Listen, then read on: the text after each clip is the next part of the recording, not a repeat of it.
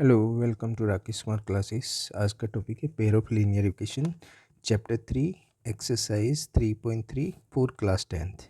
इसमें question number 3 को solve करेंगे। एंड देख लेते हैं। And form a pair of linear equation and for the following problems and find their solution bye substitution method. Okay, first part दिए हुए difference between two numbers is 26, मतलब दो number के बीच डिफरेंस 26 गिवन है। And one number is 3 times the other, find them, उनको find करना है। और उनमें से एक नंबर दूसरे का 3 टाइम्स है। क्लियर? आपको गिवन है डिफरेंस बिटवीन टू नंबर, मतलब दो नंबर के बीच जो डिफरेंस है वो 26 दिया हुआ है। And one number is 3 times the other, मतलब एक नंबर अगर उसमें से लेते हो तो वो दूसरे नंबर का 3 टाइम्स होगा। लेट कर लेते, लेट फर्स्ट नंबर भी एक्स, सेकंड भी वाई। लेट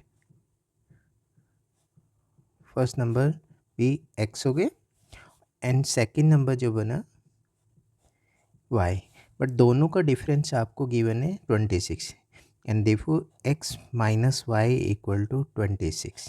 फर्स्ट इक्वेशन बन जाती है।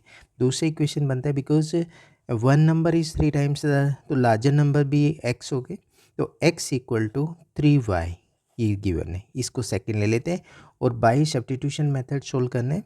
तो x की जो वैल्यू बनी है सेकंड इक्वेशन से 3y, इसको प्लेस कर देंगे फर्स्ट इक्वेशन में ऐसे। क्लियर हुआ? तो ये आ जाता है from first and second 3y minus y equal to 26। Clear हुआ? तो इसमें से माइनस कर देते हैं 2y equal to 26, imply that y equal to 26 को 2 से डिवाइड कर देते हैं इक्वल टू 13। तो y की वैल्यू 13 आ जाती है। क्लियर? जो सेकंड नंबर है आपका वो 13 आ गया। अब y की वैल्यू सेकंड इक्वेशन में प्लेस कर दो and x equal to 3 into 13 equal to 39। Therefore x equal to 39 and y equal to 13। दोनों नंबर फाइंड हो गए, जिसमें से फर्स्ट नंबर आपका 13 था 39 और सेकंड नंबर 13 है। तो दोनों का डिफरेंस भी 26 आया हुआ है और जो फर्स्ट नंबर है वो सेकंड का 3 टाइम्स है। क्लियर हुआ? अब चलते हैं सेकंड पार्ट में। सेकंड पार्ट में दिया है the larger of to supplementary angles, larger of two supplementary angles exceed the smaller by 18 degree, find them। मतलब दो एंगल अगर हम लेते हैं, दोनों का सम 180 होता है सप्लीमेंट्री में। क्लियर? 180, और इसमें दोनों का जो डिफरेंस हुआ है, क्योंकि इसने बोला larger of to supplementary angles exceed the smaller by 18, तो दोनों का जो डिफरेंस बन गया वो 18 बन गया। क्लियर हुआ? तो ये ले लेते हैं सेकंड में, let larger angle be x degree and smaller angle be y degree. ठीक है, because they are supplementary angles, therefore x plus y equal to 180 degree. Clear? ये फर्स्ट इक्वेशन बन जाता है। दूसरा इक्वेशन है दोनों का जो डिफरेंस दिया हुआ है x minus y equal to 18 degree. Clear? ये सेकेंड हो गए हैं।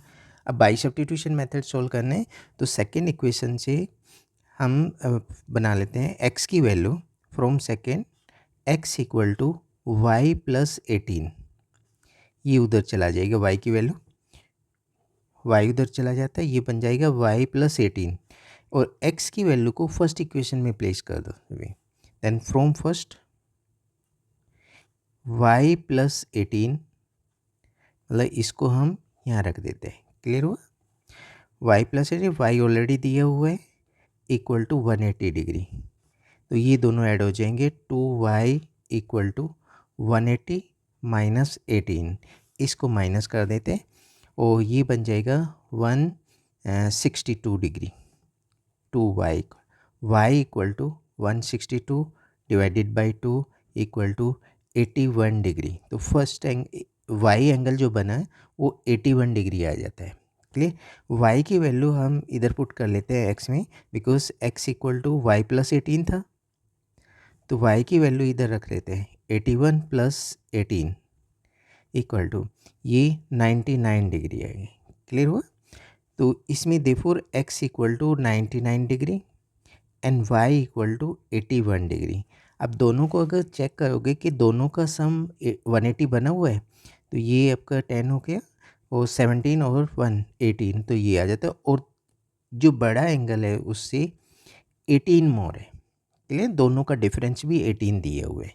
ये सेकंड पार्ट हो जाता है। अब आ जाते हैं थर्ड पार्ट में, क्लियर? ये दिया है coach of a cricket team buy 7 bats and 6 ball 3800 rupees है। Latest C by 3 bat 5 ball for 10750 rupees. Find the cost of each bat and each ball. देखो ईच बैट की cost find करनी है, each ball की cost find, इन्हीं को late कर लेते हैं, क्लियर? तो ये ले लेते हैं third part. Let cost of each bat be rupees x and cost of each ball rupees y. Okay, अब क्या है कि इसमें कॉस्ट ऑफ 7 बैट लिख लेते हैं। Cost of 7 bats and 6 balls equal to 3800 rupees. Therefore 7 bat की cost क्या होगी? 7x प्लस, और 6 बॉल की कॉस्ट 6y, क्योंकि 1 बॉल की कॉस्ट y थी, 6y equal to 3800 rupees. First equation बन जाती है। नेक्स्ट आता है let us see by 3 bat, मतलब cost of 3 bat and 5 balls equal to 1750 rupees. ठीक है, तो इसको भी ऐसे ही बना लेते हैं। 3x plus 6y equal to 1750। ये सेकेंड इक्वेशन बन जाती है, क्लियर? अब बाई सब्स्टिट्यूशन इसको सॉल्व करना है, तो फर्स्ट इक्वेशन से या सेकेंड इक्वेशन की से x की वैल्यू फाइंड कर लेते हैं इन टर्म्स ऑफ y। तो फ्रॉम सेकेंड बनाते हैं। From second 3x equal to -6y plus 1750, clear? और इस वैल्यू को हम प्लेस कर देते हैं फर्स्ट इक्वेशन में। सॉरी, अभी हमें 3 से डिवाइड करना पड़ेगा, तो x equal to -6y plus 150 divided by 3 से इसको डिवाइड कर देते हैं। तो 3 से दोनों नंबर को डिवाइड करते हैं, तो ये -2y प्लस, और ये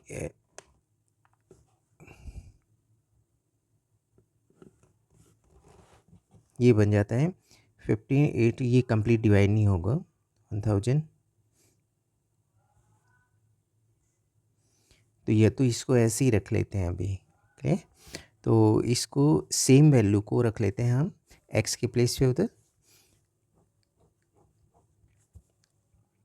तो फ्रॉम फर्स्ट आ जाएगा, from first 7 into -6y plus 1750 divided by 3 plus 6y equal to 3800, clear हो?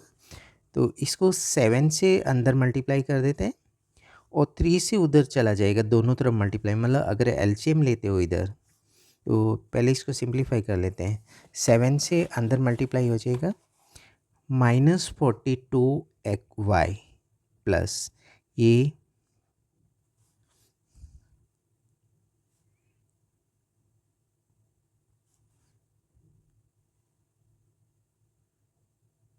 आ जाता है, क्लियर? प्लस 6y और इसके नीचे आपका 3 दिए हुए हैं इक्वल टू 3800। तो 3 एलसीएम ले लेते हैं। 3 एलसीएम लेंगे तो 3 इधर भी मल्टीप्लाई हो जाएगा और जो 3 नीचे आएगा वो उधर चला जाएगा। ये पूरी इक्वेशन को आप 3 से मल्टीप्लाई कर दो, तो इधर से तो कैंसिल हो जाएगा, इधर मल्टीप्लाई हो जाएगा, इधर भी मल्टीप्लाई हो जाएगा। तो ये बन जाएगा -42y plus 12,250 plus 18y equal to 3 से इसको भी मल्टीप्लाई हो जाएगा, ये आ गया, क्लियर? अब क्या करते हैं कि इनको साथ ले लेते हैं, तो इसमें से उसको माइनस कर लेते हैं। क्लियर? ये आपका 24 -24 आ जाएगा। क्लियर? इक्वल टू, ओ इधर -12250 प्लस 1140 ये। क्लियर? तो ये बन जाएगा -24y इक्वल टू माइनस, इसमें से माइनस कर देते हैं, ये 50 एस्टेस आएगा और 8।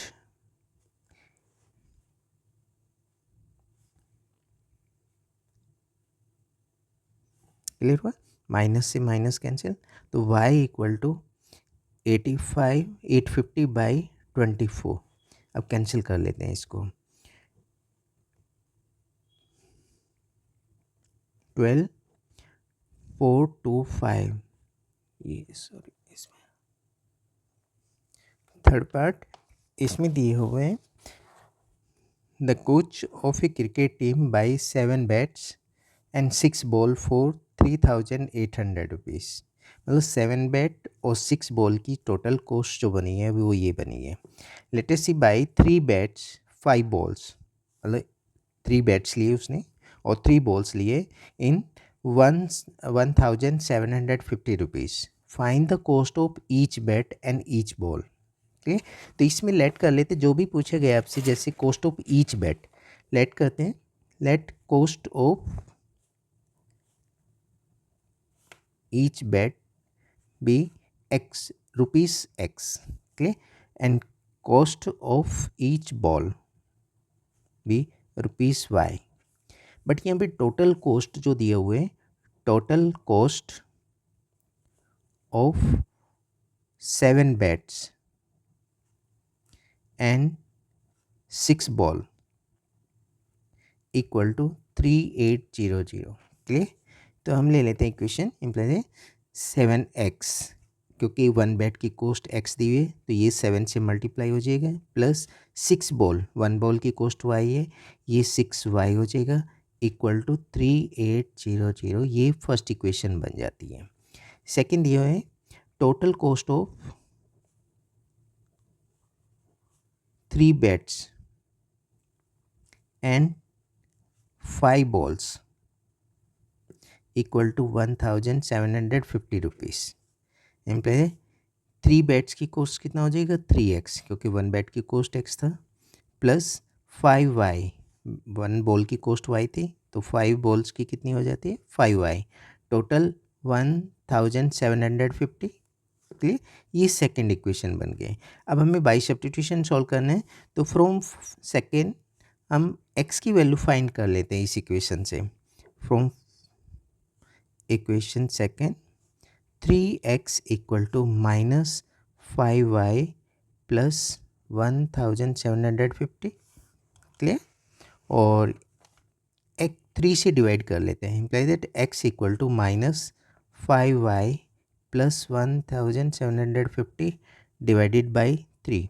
और ये जो वैल्यू बनी हुई है x की, ये इसको रख लेते हैं, x की वैल्यू को फर्स्ट इक्वेशन में इधर प्लेस कर देते हैं इसको। क्लियर?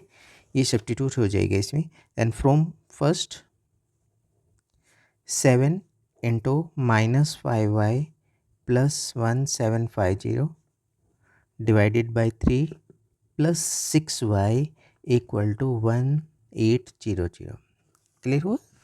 7 से अंदर मल्टीप्लाई कर देते हैं, -35y प्लस 7 से इसको मल्टीप्लाई किया -35y, 7 से इसको भी मल्टीप्लाई कर लेते हैं और ये बन जाएगा आपका 12250। क्लियर? ये आपका 12250 ये कॉस्ट आ जाती है। ठीक है, plus 6y equal to 1800। Clear?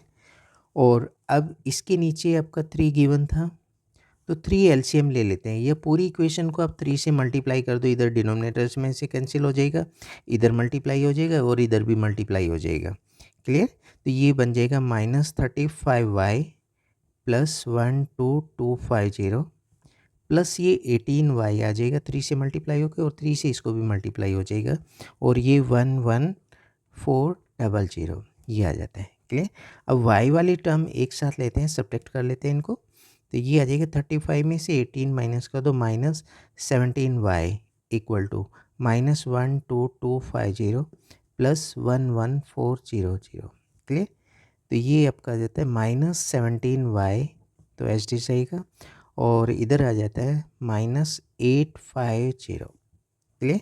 तो y इक्वल टू, y की वैल्यू क्या आएगी, y equal to -850 divided by -17, ये कैंसिल, तो 17 की टेबल में ये आता है, तो ये 50, therefore y equal to 50। Clear. तो ये वन बोल की जो कॉस्ट बनी है वो 50 रुपीज़ बनी है। अब इसको रख लेते हैं, and because x equal to था हमारा -5y प्लस 1750 डिवाइडेड बाई 3, ये था। क्लियर। तो y की वैल्यू, ये वाली वैल्यू हम यहाँ रख लेते हैं, ये बन जाएगा -5 into 50 plus 1750 divided by 3। Clear. तो x equal to 5 into this 50 -250 plus 1750 divided by 3। तो इसमें से ये माइनस कर लो, तो ये आपका आ जाएगा 1500 divided by 3 equal to 500। Clear. तो x की वैल्यू क्या बनी है, 500। Therefore cost of each bat equal to ₹500। ठीक है। And cost of each ball वो बनी है ₹50। क्लियर हुआ। आपको आंसर अगर चेक करना है, इसको फर्स्ट इक्वेशन में प्लेस करके देख सकते हो या सेकंड इक्वेशन में भी प्लेस करके देख सकते हो, तो वो वेरीफाई हो जाएगा। क्लियर।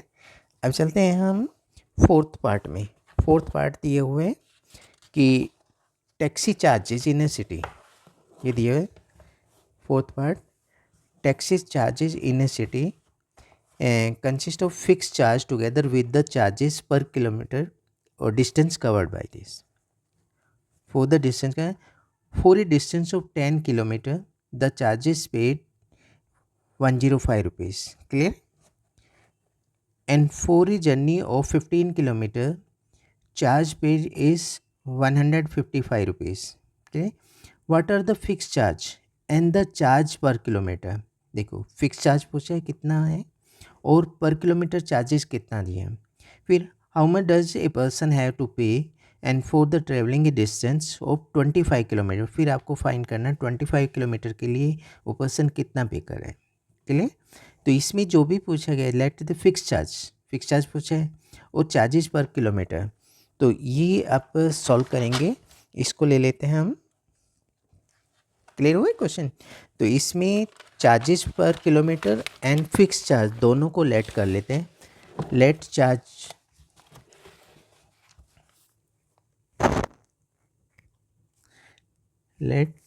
फिक्स चार्ज भी equal to ₹X and charges late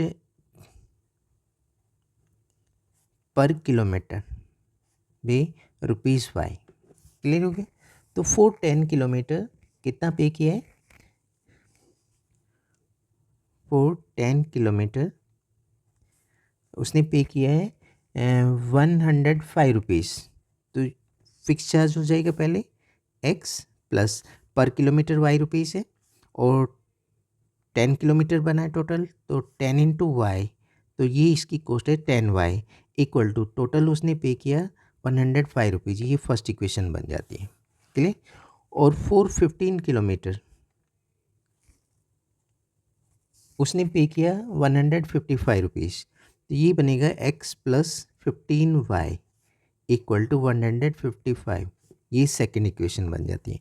अब बाई सब्स्टिट्यूशन सॉल्व करना है, तो सेकेंड इक्वेशन में से X की वैल्यू ले लेते हैं, एंड फ्रॉम सेकेंड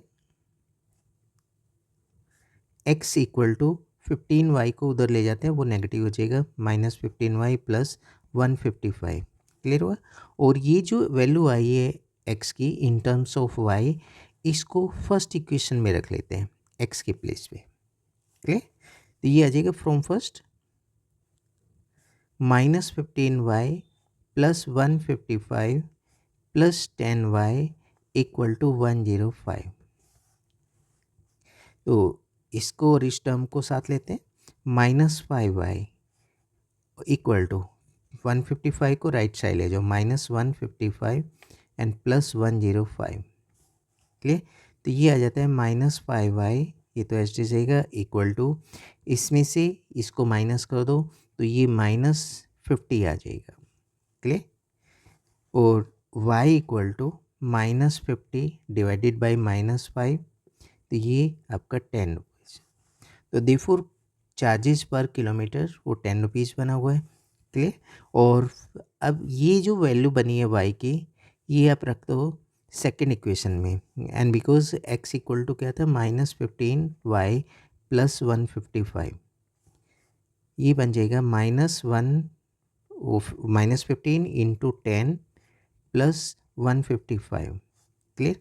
तो माइनस ये 150 आ जाएगा प्लस 155, तो यहाँ से आपका 5 आ जाता है। देखो x इक्वल टू 5, तो ये x की वैल्यू आ जाती है और y इक्वल टू 10 आ जाता है। क्लियर? तो फिक्स चार्ज जो बना, देखो फिक्स चार्ज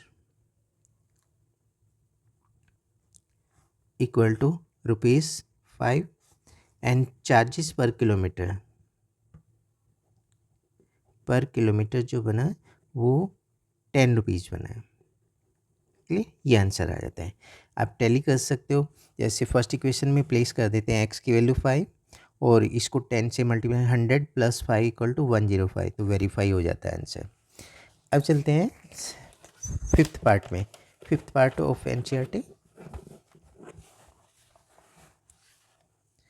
फिफ्थ पार्ट में दिए इफ फ्रैक्शन बिकेम 9/11, फ्रैक्शन जो होता है वो 9/11 बन जाता है if 2 is added to both numerator and denominator.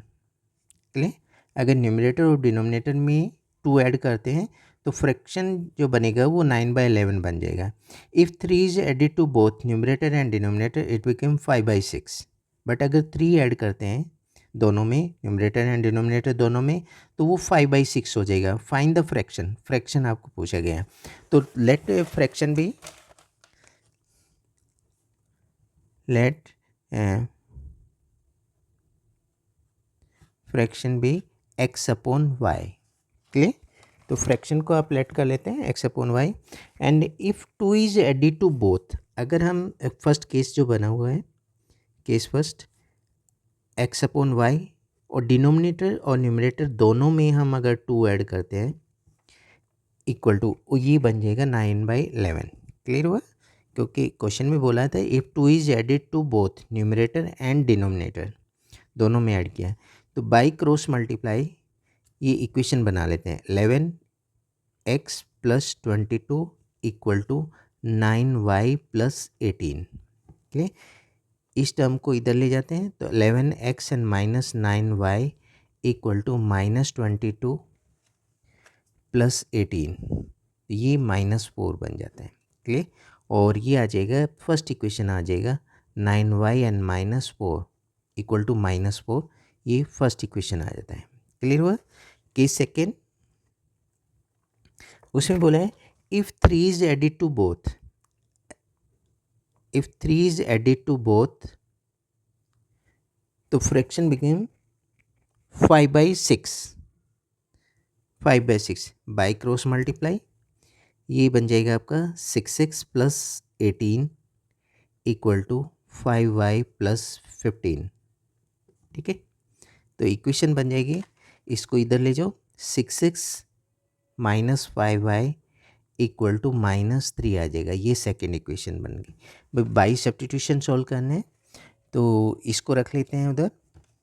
यह सेकेंड इक्वेशन में से आप x की वैल्यू फाइंड कर सकते हो या फर्स्ट इक्वेशन में से x की वैल्यू फाइंड कर सकते हो। तो ये बन जाएगा आपका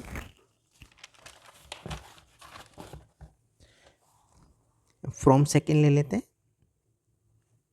from equation second 6x equal to 5y minus 3, ये x equal to 5y minus 3/6। जो ये x की वैल्यू बनी है ये वाली, इसको फर्स्ट इक्वेशन में पुट कर देते हैं। क्लियर।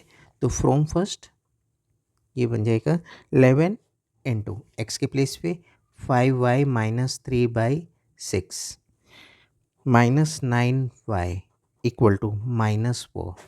क्लियर हुआ। तो 11 से पहले अंदर मल्टीप्लाई कर देते हैं और 6 एलसीएम ले लेंगे उधर। 55y माइनस 33 माइनस 9y और इधर इसके नीचे 6 था इक्वल टू -4। एलसीएम लेते हैं या 6 से पूरी इक्वेशन को मल्टीप्लाई कर देते हैं, तो इधर से कैंसिल हो जाएगा 6 और इधर मल्टीप्लाई आ जाएगा। तो ये बन जाएगा 55y माइनस 33 माइनस 6 से इसको मल्टीप्लाई करते हैं 54y इक्वल टू -24। 6 से ये भी मल्टीप्लाई हो जाएगा। क्लियर हुआ। ऐसे आप पूरी इक्वेशन को 6 से मल्टीप्लाई कर सकते हो। तो 6 से इधर हो जाएगा, 6 से इधर भी हो जाएगा, 6 से इधर करेंगे तो ये कैंसिल हो जाएगा 6। क्लियर हुआ। अब इसको सिंप्लीफाई कर लेते हैं। तो y वाली टर्म ये बनी हुई है, तो 55 minus 54 y on equal to 33 को उधर ले जाओ 33 एंड माइनस 24। तो y की वैल्यू जो बनी वो आपका आ गया 9। Clear. And because x equal to क्या था 5y माइनस 3/6, ये बन जाएगा आपका 5 इंटू 9 माइनस 3/6, मतलब ये 45 minus 3/6।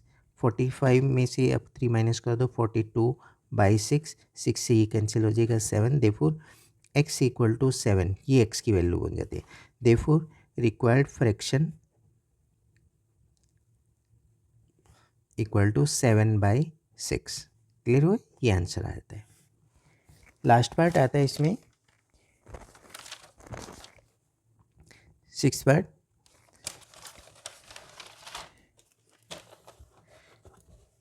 Five years hence, age of Jacob will be 3 times that of his son. Clear है। तो 5 years hence, age of Jacob will be 3 times that of his son. 5 years ago, Jacob's age was 7 times that of his son. What are their present age? उनकी दोनों की present as find करनी है आपको। After 5 year का दिया हुआ है कि जैकोब की एज जो ना बेटे की एज का 3 टाइम्स हो जाएगी, और 5 ईयर अगो की भी एज दी हुई है कि जैकोब की age was 7 times that of his son. बेटे की एज का 7 टाइम्स था। तो दोनों की प्रेजेंट एज लेट कर लेते हैं। Let present age of Jacob be x ही है। क्लियर। और present age of son equal to y year. तो पहले दिया हुआ है 5 ईयर हेंस, मतलब आफ्टर 5 ईयर जैकोब की एज कितनी होगी इक्वल टू x प्लस 5 बन जाएगी। क्लियर। 5 साल के बाद इसकी एज x प्लस 5 हो जाएगी, और जो सन की एज है वो हो जाएगी y प्लस 5। क्लियर हुआ। दोनों की एज है, बट केस फर्स्ट दिए हुए, केस फर्स्ट इसी को लेट कर लेते हैं कि जो जैकोब की एज है equal to 3 times 3 into son age. Clear. तो जैकोब की एज बनी x plus 5 equal to 3 into y plus 5।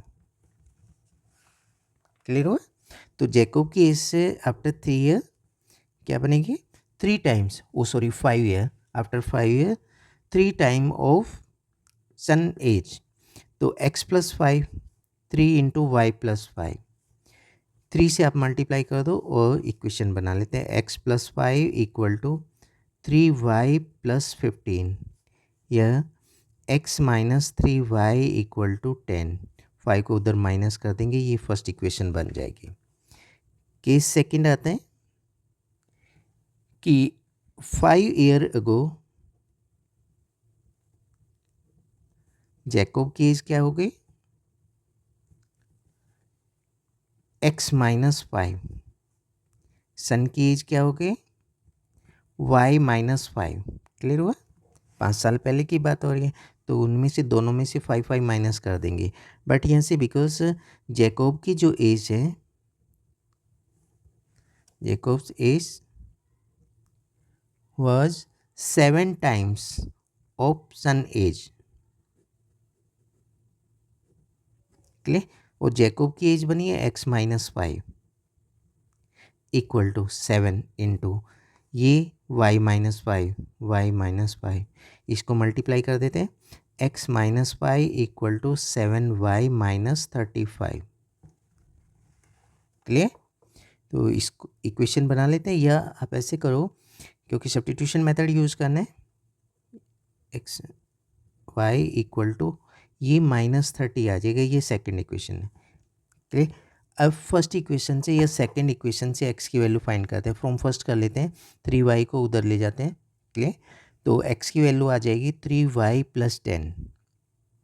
ठीक है, तो वो बन जाएगा, x की वैल्यू जो बनेगी 3y प्लस 10 बन जाएगी। ठीक है, ये आ जाता है